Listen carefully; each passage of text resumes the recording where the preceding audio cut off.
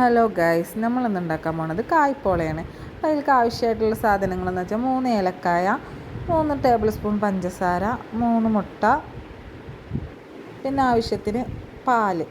കുറച്ച് പാൽ ഒഴിച്ച് കൊടുത്താൽ മതി കേട്ടോ. അത് നന്നായിട്ട് മിക്സിയുടെ ജാറിലിട്ട് അടിച്ചിട്ട് അത് മാറ്റി വെക്കുക. പിന്നെ നമ്മളൊരു പാൻ എടുത്തിട്ട് ആ പാനിൽ 3 ടേബിൾ സ്പൂണ് നെയ്യ് ഒഴിക്കുക.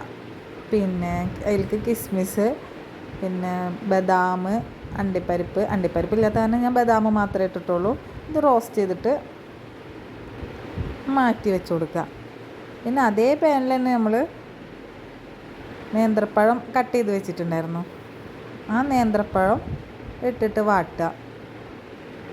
നന്നായിട്ട് വാട്ടി വന്ന് ഒരു മഞ്ഞ കളറാവുമ്പോൾ അത് മാറ്റി വെച്ച് കൊടുക്കുക.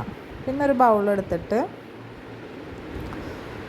ആ ബൗളിലേക്ക് നമ്മൾ ഈ വാട്ടി വെച്ച നേന്ത്രപ്പഴം മിക്സ് ചെയ്തിട്ട് വെക്കാം.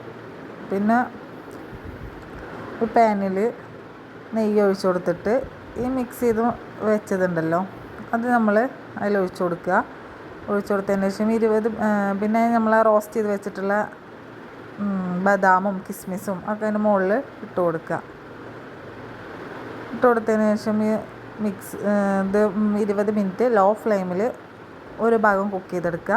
എന്നിട്ട് വേറൊരു പാൻ എടുത്തിട്ട് ഇത് തിരിച്ചിട്ട് കൊടുക്കണം. 2 ഭാഗം ഒരേ ലെവലിൽ കുക്കാവാൻ വേണ്ടിയിട്ടാണ് അങ്ങനെ. അതൊരു 5 മിനിറ്റ് വെച്ചാൽ മതി. അപ്പോഴത്തേനും അത് കുക്കായി കിട്ടും. എന്നിട്ട് നമ്മൾ സാധാ പോലെ പ്ലേറ്റിലേക്ക് വെക്കുക, കട്ട് ചെയ്യുക, കഴിക്കുക.